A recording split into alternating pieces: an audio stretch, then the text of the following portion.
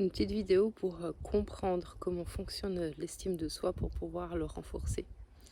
Alors, l'estime de soi, en théorie, c'est super facile, en pratique, c'est une autre histoire, mais je vais te donner les bases théoriques qui vont t'aider à aller plus dans l'action et de savoir comment faire, poser une vraie stratégie pour booster son estime. Alors, la première chose à comprendre, c'est que l'estime de soi, ça vient d'un différentiel entre deux points.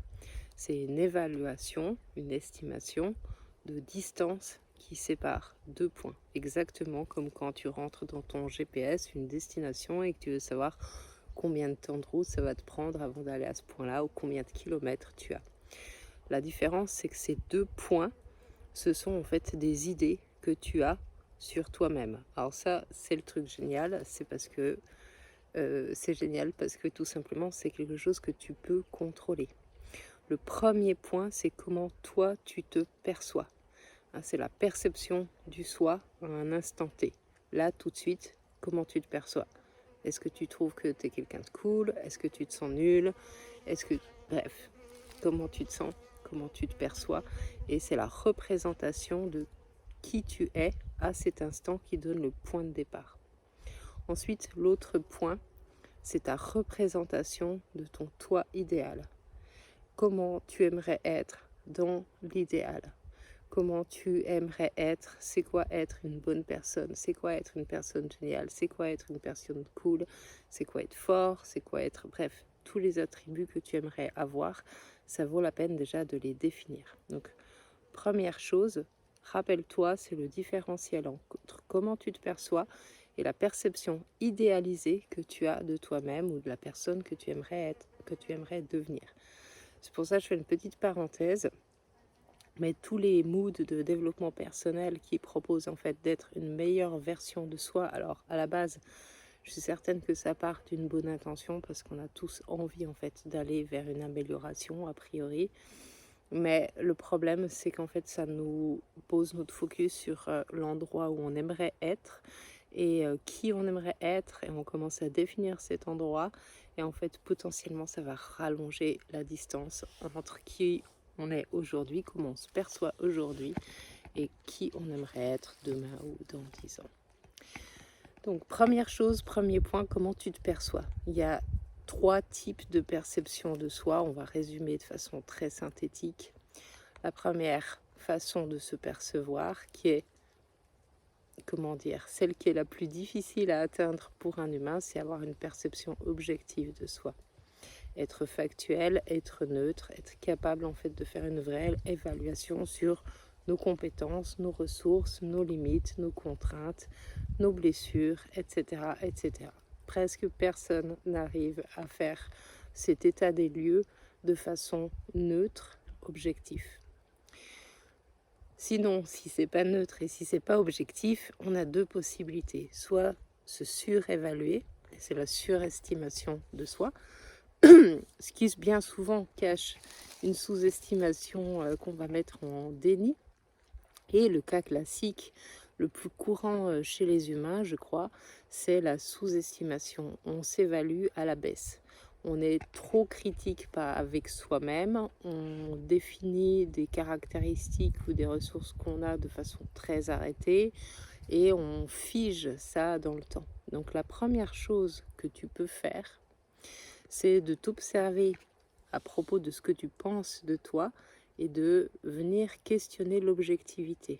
Ok, par exemple, je renverse quelque chose, ah je suis nulle, c'est peut-être un propos qui est très catégorique par rapport à la situation. Peut-être que le simple fait de dire j'ai été maladroite à cet instant, c'est déjà carrément différent que de poser quelque chose de catégorique.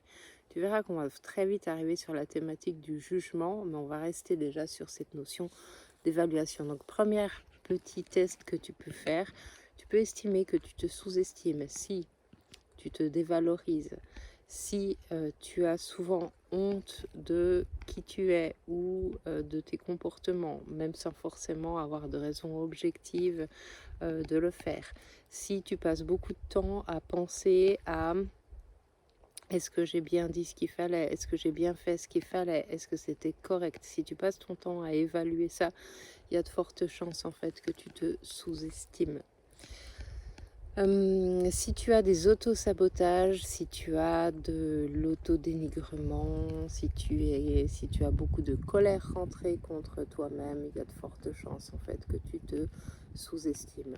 Donc première étape, si en fait tu évalues à la baisse l'endroit où tu es, ça ne t'aide pas à avancer vers une estime de toi correcte. Donc première chose que tu peux faire, c'est commencer à mettre en doute raisonnablement les jugements que tu as avec toi-même. Ce que je t'invite à faire, ce qui marche très bien à mon avis, c'est d'avoir un espace où tu écris. Ça peut être sur ton téléphone, ça peut être une prise de notes, ça peut être des vocales, ça peut être aussi un journal, mais un endroit où en fait tu consignes toutes les choses que tu penses de toi quand tu te surprends en train de le faire. Ça demande en fait d'être dans une posture où tu te traques mentalement et tu mets une certaine distance avec ce que tu penses. Et pour autant, tu observes et tu prends note.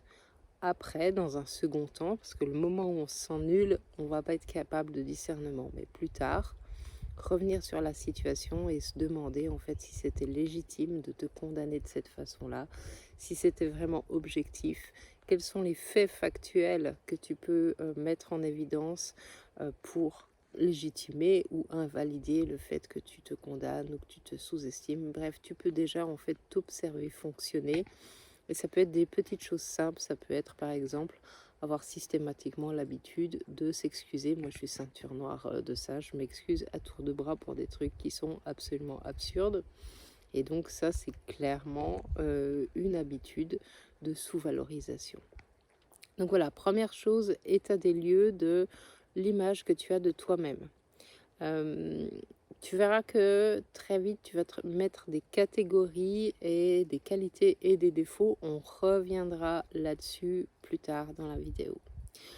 Deuxième chose, le point idéalisé, ton toi idéal. Alors, je te fais un bref rappel. Tout change tout le temps et nous aussi. Et donc, notre nous idéal, mon moi idéal, si c'est un personnage qui est figé, il n'y a aucune chance que je l'atteigne. Par exemple, j'aimerais être quelqu'un de gentil. Ben, en fait, ça voudrait dire quoi? Ça voudrait dire qu'en fait, je suis jamais en position de me défendre. Je suis jamais en train de me positionner et de m'affirmer. Je suis jamais en train d'être possiblement agressif, possiblement méchante, parce que ça peut arriver carrément, possiblement dangereuse, etc., etc. Donc, est-ce que c'est vraiment une ressource d'avoir ça comme objectif? Bah, déjà, en fait, c'est dangereux si tu l'atteins. Et de deux, en fait, ça ne sera pas atteignable parce que tu es un être humain et c'est tant mieux. Donc, ton toi idéal, idéalement, il comporte une composante qui est une forme de sagesse qu'on peut retrouver dans la médecine chinoise, qui est, toi, tu peux le formuler comme tu veux, mais ton toi idéal, il doit avoir de la tolérance pour qui tu es. Ça, c'est vraiment quelque chose d'essentiel pour augmenter son estime de soi. Ça veut dire quoi? Ça veut dire, ah ben la personne que j'aimerais être, elle se condamne pas à chaque fois qu'elle fait quelque chose qui est pas tout à fait adéquat. Elle s'en veut pas et elle se culpabilise pas outre mesure pour une erreur commise, surtout si elle n'avait pas de gravité, cette erreur. Voilà, par exemple. La personne idéale que je suis, ben, elle veut bien découvrir les éventuels travers de ma personnalité par curiosité et après on verra ce qu'on fait avec ça. La personne que je suis, elle condamne pas les émotions que je peux avoir, même si moi je peux trouver que je suis un peu soupolée de m'énerver rapidement ou que je suis un peu trop sensible de pleurer si facilement, etc. etc. Donc, petit tips, et ça va te faire gagner un chemin fou que moi j'aurais aimé qu'on me donne il y a une vingtaine d'années. Ton toi idéal, il doit être capable d'avoir de l'amour pour qui tu es et de la tolérance pour qui tu es. Sinon, tu vas pas réussir à atteindre ce point-là. Et ça doit faire partie de ton objectif, d'avoir une tolérance pour toi-même. C'est la meilleure chose que tu puisses t'offrir si tu veux avancer rapidement sur la question de l'estime de soi. Voilà, autre point important sur le soi idéal. Le soi idéal, il est souvent fait d'injonctions qui viennent de notre passé. Hein, le sois gentil, eh bien c'est forcément quelque chose que j'ai déjà entendu X milliers de fois dans mon enfance pour que ça devienne un objectif. Hein, par exemple, toutes les injonctions qu'on peut avoir sur le fait, je vais donner un exemple qui me hérisse les poils, quand on force les enfants à faire des bisous aux gens de la famille alors qu'ils n'ont pas forcément envie et qu'on leur dit sois gentil. En plus, non seulement la gentillesse, c'est pas ça, parce que la gentillesse, c'est autre chose, mais là, ce qu'on donne comme injonction, c'est laisse-toi faire, avec le mot sois gentil. Donc, on enregistre mentalement sois gentil, et dans notre idéal, ça veut dire laisse-toi faire. Et après, on s'étonne que plus on essaye d'être gentil, plus on se fait marcher dessus, par exemple. Voilà. Donc, à toi de traquer en fait les injonctions de ton toi idéal. Quelque chose qui marche bien. Je t'invite à prendre de quoi écrire, encore une fois, et de commencer ta phrase en écrivant, comment il faut formuler ça pour que ça soit bien dit. Pour être heureux, pour être heureuse, il faut que. C'est le il faut qui est une injonction. Et devant, on met la particule pour être heureux, pour être heureuse. Tu peux mettre autre chose, hein. Tu peux mettre pour être fort, si ça fait partie de quelque chose d'important, de ton idéal. Ça peut être, tu peux mettre pour être épanoui ou pour être reconnu, enfin peu importe. Mets ce que tu veux, mets ce qui te semble juste pour toi par rapport à ton idéal. Et ensuite, tu mets il faut que. Et alors là, tu verras que ça va venir d'abord un peu difficilement. Et puis petit à petit, ça va venir tout seul parce que c'est un mood de pensée particulier. Et donc, tu vas commencer ta phrase en disant, pour être heureux, il faut que je conserve mes relations. Pour être heureux, il faut que je me donne de la peine avec les gens que j'aime. Pour être heureux, il faut que je sois prêt à faire des sacrifices. Pour être heureux, et tu verras que blablabla, bla, bla, bla, en fait, ça va aller très vite. Tu auras vite fait de remplir possiblement une page à 4. Si tu es à l'aise avec l'introspection, ça va aller vite. Si tu es un peu moins à l'aise, eh bien, ça prendra plus de temps. Tu peux aussi juste poser ta feuille, la laisser, faire ta vie et 3-4 jours plus tard, te dire « Ah tiens, pour être heureux, il faut que… » Et tu peux mettre toutes les variantes. Tu vas retrouver à chaque fois des injonctions. Ces injonctions, elles ne sont pas forcément à balancer de façon systématique. Hein, tu vois, par exemple, là, je t'ai donné l'exemple de faut être prêt à faire des concessions dans les relations. C'est quelque chose qui se discute. Dans quelle relation je suis prête à faire des concessions? Est-ce que je suis prête à faire des concessions quand on m'engueule sur un parking parce que je me gare pas assez vite et que je veux à tout prix conserver une bonne relation avec cette personne? Ou est-ce qu'on parle d'un collègue de travail qui me casse les pieds? Est-ce qu'on parle de mon enfant? Est-ce qu'on parle de mon conjoint, ma conjointe, etc. Donc, c'est quelque chose qui se module. Donc, je t'invite à observer dans les injonctions que tu trouves. Déjà, il y a toutes celles que tu auras envie de barrer systématiquement en mode « mais en fait, non, ça va pas me rendre heureux de faire ça. Clairement pas. » Par exemple, pour être heureux, il faut faire des sacrifices. Vas-y, trouve-moi une personne sur Terre pour qui ça a marché, quoi. Voilà. Et pourtant, cette injonction-là, elle est hyper courante, notamment chez les femmes, mais pas que. Et non, ça rend pas heureux. Donc, il y a des choses que tu peux barrer de façon systématique. Ça peut être le sujet si tu as un travail approfondi avec un thérapeute, un psychothérapeute, avec quelqu'un avec qui tu peux aller travailler tes systèmes de croyances profonds, que ça passe par des techniques de thérapie brève ou que ça passe par du psychocorporel, peu importe. Ça, c'est toi qui choisis. Mais si tu as vraiment envie d'aller débugger ces trucs et de les débusquer en profondeur, ça vaut la peine en fait d'aller bosser avec un thérapeute à un endroit vraiment précis pour approfondir le chemin.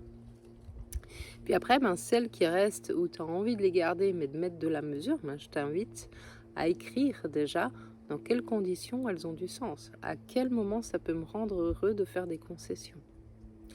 Ça peut carrément me rendre heureuse de faire des concessions quand je sais que cette concession, elle va être profitable à la personne que j'aime et que ça va nourrir notre relation sans que ça me coûte quelque chose de difficile. Voilà, si c'est un petit effort pour moi ou si c'est un effort correct en regard en fait des enjeux qu'il y a pour l'autre, mais j'irai volontiers le faire. Voilà, tiens, ça fait partie de ma générosité, de mon envie d'être en lien. Est-ce que me priver de façon systématique ou penser que l'autre attend toujours de moi des concessions, ben non, ça va pas me faire partir sur une relation saine sur le point de départ. Donc voilà, à toi en fait d'user de discernement et de détailler ces différents points. Donc ça, c'est déjà la base pour l'estime de soi, c'est de pouvoir aller identifier, tiens, le différentiel en fait entre comment je me perçois et le moi idéal que j'ai, où est le point le plus fragile. Il y a des personnes qui se surestiment, mais qui ont un moi idéal tellement énorme, tellement puissant, tellement incommensurable, tellement il est exagéré, hein. Il y a des gens, ils ont des moi idéal, c'est des super-héros, quoi. Hein, c'est des gens multimillionnaires, super cool, qui ont une vie de couple épanouie, et puis ça va bien avec leurs enfants, et ils gagnent énormément d'argent, puis ils ont une vie super écolo, et puis ci, et puis ça. Mec, c'est pas possible, tu vas pas réussir à faire tout ça à l'échelle d'une vie, quoi. Donc, on peut aussi se déséquilibrer que avec l'idéal, et tu peux aussi concentrer sur qui tu es maintenant, parce que de toute façon, ça aura un bénéfice de fou en faire ton toi idéal. Si à partir d'aujourd'hui, tu commences à te comporter comme ce moi idéal, tolérant, plein d'amour, de bienveillance envers toi-même, bah, tu verras en fait que ça va s'améliorer rapidement sans que tu aies besoin en fait de partir dans tous les sens. Donc je te rappelle la base, c'est la distance entre ces deux points qui créent l'estime de soi. Une estime de soi idéale pour le coup, parfaite, équilibrée. C'est un endroit où ces deux points ne font qu'un. Qui je suis aujourd'hui est exactement la personne que j'ai envie d'être. Voilà, c'est ça en fait l'idéal à atteindre. Hein, et pas que ça soit simulé à un niveau mental, mais que ça soit vécu et ressenti réellement. Voilà, j'espère que ça t'aura aidé et que tu pourras déjà avancer sur ce chemin petit à petit.